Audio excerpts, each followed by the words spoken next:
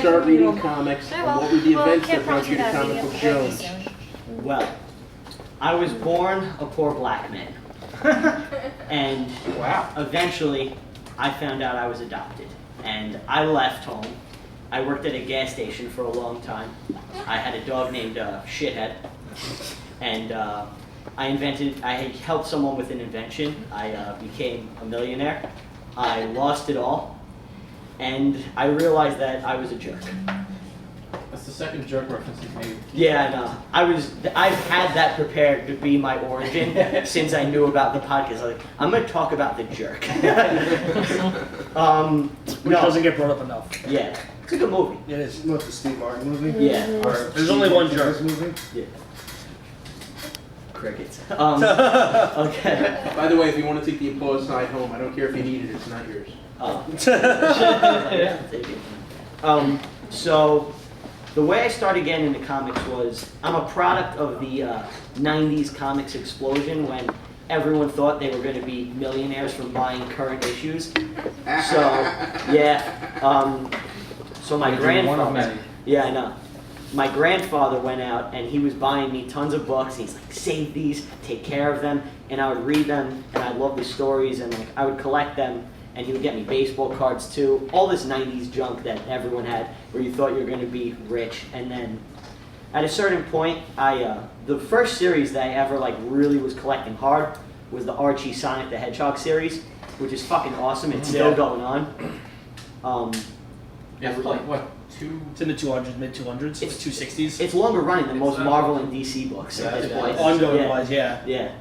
And like their continuity is crazy. I picked up an issue like a year or two ago, and they were referencing shit from like 5 years ago in like issue 50. I was Really? like, yeah, I was like, how the fuck does anyone remember this? Are you gonna buy the Afterlife of Archie? The new series. It's a horror Archie I'm not sure that series. has to do with something. Yeah, there's nothing. Is to it do Ar- with oh, Sonic. you said it's Archie's Archie, Sonic, yeah, it's on that label. Sorry. Pay attention, Jesus Christ, Yeah. sit right next to you. There's an Archie. The grown-ups are talking here, kid. Come on, pay attention. Whoa, whoa, Yeah. hey, Alright. Carry over with the story. Yeah, That's that's usually that's why your that. face is over. Yeah. So now you know why. It's becoming more and more evident. Yeah. So then eventually I just stopped reading. I fell out of it at a certain point, and then like after high school, I was just in a really brutal depression, and I suffer from depression. As Most people do. Yeah. And well, especially after high school, that's always a fun it's time like- to realize you have no idea what you're doing. It's like, what the fuck am I doing? Yeah. And I'm gonna lose my mind over yeah, it. and eventually it was just like, I need something, and like Spider-Man came back to me in a way, and I was like, all right. Did he touch you in a dream? Can I say yes? That's fine. Okay. So I started like collecting Spider-Man again, and like that just became like my kind of like purpose. It was like, all right, I got to make it to the next one, the next Spider-Man. I got to get to that next issue, and it was just like, all right, now let's start getting back issues, and it kind of just gave me like a thing to just keep going until I found out what I want to do. You got a and, hobby. Yeah, and yeah, it just kept me busy, and fucking Spider-Man's the shit. Hell yeah. Yeah, and You sold some of Yeah. your best issues on TV. I had to, yeah, comic book man. We can talk about that after. Yes. Yeah, so then, yeah, Spider-Man saved my life. So, so then after that, pretty much what brought me to Jones was I was going to Hanley's a lot, and that's a fucking trek from where I live, because I'm on the South Shore. So I can mention the store, right? Yeah, of course. Yeah. I fuck them or anything? No. Yeah. So, I didn't. I said, can I say that? No, just keep going, Yeah. Brian. Just keep going. So then, from Hanley's, I was like, my mother actually heard, she's like, this new store opened up, and it's like there. I was like, all right, let me check this place out. I was like, I'm not gonna fucking switch over. Fuck this new place. I'm just gonna go see what they have, and then I'm gonna leave. And I walk in. went anywhere else. Yeah, I walk in, and I'm like, all right, well, it's a lot fucking quicker to get here, you know? Yeah, you jump in the expressway for a couple exits. You Exactly. It took me like an hour to get there. Like here. Bullshit, but yeah. No, I live in Rossville, so it is a bit of a bitch. It is, Go down yeah. Richmond Road and shit. In a day, I got it. Yeah. So, Off the kill. Yeah. It happens. It's all yeah, true. exactly. So, fucking standing on the streets we're talking about. I know. Yeah. Poor guys in Guam or whatever listening. Yeah.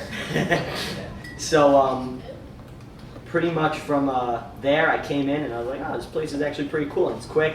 And I kept coming back because everyone was fucking cool. And you were one of our first like real regulars. I was for a while. here Yeah. like week one, pretty much, like within like the first couple of days of opening. And I remember like old ass sales, like the original like lists used to have original artwork on them of everyone who worked in the store as a zombie. Even other No, Joneses and the Fred's. Yeah, all the Joneses. I have all of them. Yeah. I handed mine in because like one of the first big sales, I'm like, this place is the fucking shit. If you have the first, like, it was the first, like, 15. First 15 or 10, You it was got- one for every week you had to be coming. Yeah. You got a brutal sale, it's like 75% or something. Yeah, it was a ridiculous, like, Yeah. show us that you've been coming to us for the first couple months, Yeah. and we'll make it nice for you. Yeah. It was 40 or something. It wasn't like 75, it was like 40 It or was 45. ridiculous. It was, Yeah. I it never was the got top that of what sale. Tiger would allow to fly. I guess I never took that sale because I still have all No, of them. you thought about it, and I thought they you had all to give wanted them to up. save them, Yeah, yeah. you had to give them up, so you said nah. Yeah. Stupid. I have a lot of old CBJ stuff. Beefeast was the first official CBJ fanboy. It's true, and that's how I got here. You got the job. And yeah, that's how I ended up at Comic Book Jones. Cool. Yeah. Awesome. What other projects are you working on right now? Right now, I'm Other projects. well, you know. Well, why don't you explain what you do a little bit first? What I do. Because Ed didn't mention that at Yeah. all. Alright. What I do is kick ass. But aside from that, Okay. I like how you lovingly looked at Tiger after Yeah. that, and you got no reaction. yeah, I was just I need support from like the spirit So I animal. usually just look down at the table and do Yeah. stupid things. Draw like swastikas and shit. Yeah. I see what you're doing. I have a picture of Tiger setting things on fire in a podcast. Yeah, that's true. Yeah, so what I do is I'm actually a filmmaker, and yeah, I've made a couple of shorts. They're all on YouTube. If you put in my name, I'm sure they'll I come thought they up. were like one on YouTube. Everybody's around it. Okay. So I've done a couple. Yeah, I know. That was too easy. I know. So I've done a couple of shorts. They're nothing special, but eventually I was like, you know what? Fuck film school. I dropped out after a while, and I was like, Yeah. yeah, school's for losers. Rebel! Yeah. So I was like, I just fucking save up and I'll make my own movie. And eventually that's what I did. And last summer I shot a feature.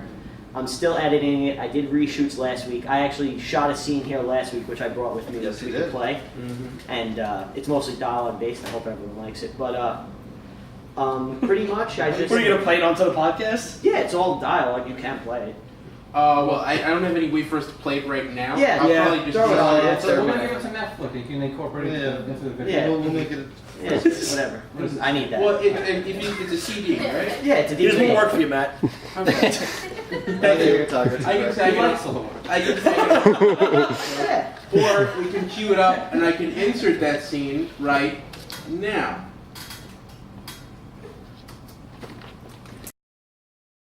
Jesus Christ, Bart, you're such an asshole. How am I being an asshole? Because I can read between the lines and other people can't? Your theory is just another attack against women from. I didn't write these things. Okay, blame the people who wrote them, alright? Jay, you agree with me. What do you think? I think you're out of your mind. Would you just let one of your theories go? Just this once. Let him finish. I want to hear what he's got to say. Let him finish. What's Bart saying now? Dude, what's up? Don't encourage him. Well, I want to hear what he has to say. Alright, here we go. We'll let a non-biased, non-comic book fan be the judge. Agreed? Yeah, whatever. Agreed. Alright, here we go. Silver Surfer. You've heard of him, yeah? Yeah, big guy, silver as a surfboard. That's his name, so it's pretty implied. Yes. Anyway, here's my point, alright? Norrin Rad is this normal guy on this planet, right? No different than any of us here. And this giant Galactus guy is coming, getting ready to eat his planet. But Norrin loved this girl so much that he offers himself over to Galactus to become his herald. If, of course, Galactus will spare his planet and the woman he loves. So Galactus agrees, and lo and behold, Norrin Rad becomes the Silver Surfer. And what's the first thing that happens to him as soon as he becomes the Surfer? He becomes silver. Wrong. Well, okay, actually, you're kind of correct, but you're mostly just wrong. No, he loses his dick, which brings me to my point that if you give too much of yourself over to a woman, they will take away your package, all right? Jack Kirby and Stan Lee had this in mind when they wrote the character, and that's why the Surfer never had a cock. You're out of your fucking mind. It can't have anything to do with the fact that they just can't show a ton of dick in comics. Well, what about Watchmen? In that movie, there's like half the time it's just this giant 30-foot blue dick. Exactly, thank you. So, who do you say is right? you know, I'm just gonna have to side with Bart on this. You gotta be kidding me. He's got a point. Look, a woman is gonna steal your heart and rip off your nuts, plain and simple. I got personal experience with that one. I hate you. I'm sorry, I don't know what comes over me. I just love being right. Can we get out of here? I don't know how much more of this shit I can take sober. Sure, let me just get my bucks and we'll bounce. Later, dude. Out, brother.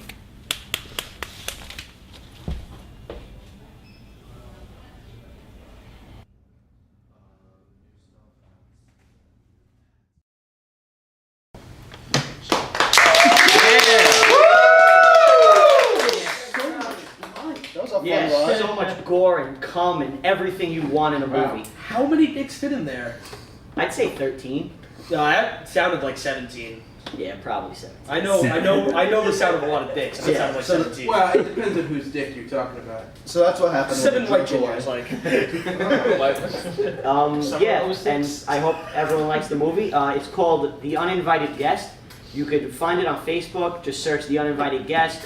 There's a page, there's a trailer. You guys could check it out. Really Is there another name you could add to that? Because if I Google The Uninvited Guest, I'm getting a lot of funny shit. I'm just making it easier for you to get your name out there. Uninvited Guest Brian Rupert. It'll come up. There's a trailer on Vimeo. You go on Facebook. Because I don't think typing an uninvited guest you want like the Lexington Steel movie and like Really I don't know quick, if that exists. Not to be a dick, but could you spell your name just so people don't get Brian, Brian, Rupert, Ruppert. There you go, NSA. Yeah, do that on Facebook with The Uninvited Guest, and it should come up. Yeah, hope everyone likes it. Awesome. Was this thing done? It is about 95% done. Right now, what I need to do is my editor's in California, so I have to get him the shit that I shot last week, put that into the movie. Then I just need some light CGI and some sound mixing, and yeah, and then it's done after color You should grading. have your boy hook up with Stephen Lamore. How long is it? How long is the movie? It's a 72-minute runtime. The movie cost me about 10 grand to make, all out of That's pocket. That's Yeah, hey, if that's There what you you go. want to do, that's what you want to do. That's why I had to sell some books that I didn't want to part with, but you gotta do what you gotta do. And the movie, if you see the trailer, it's actually a misleading trailer. I don't want to spoil anything because anyone that happens to see it, there is a twist that happens at the 30-minute mark. What's the twist? Oh, now I'm gonna be expecting it. Yeah, well, no, you won't because 30 minutes. No, if you didn't say a time frame, no, I wouldn't. yeah, But you told me 30-minute mark. I'm gonna be looking at the clock the whole time. roughly that. You know, if you watch it, it's gonna come up, and hopefully you really can't see what's gonna happen. It just happens, and it changes the whole dynamic of the movie. It starts off as a comedy, and it develops into something very different. Wow. Do you feature in the movie?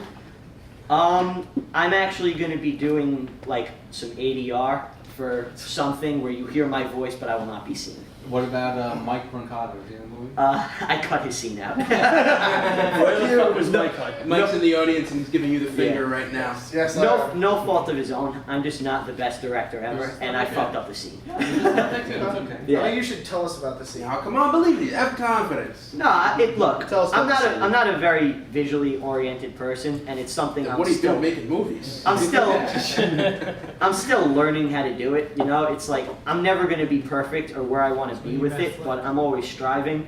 And like I'm shooting a music video for my friend's band, Theater of the Absurd. That's Theater of the Absurd. You can search for them on The name Facebook. sounds They're familiar. fucking awesome. They're a progressive metal band. Okay. They're fucking badass. That's no offense. That's the worst statement to ever describe a band by, because everything's fucking progressive.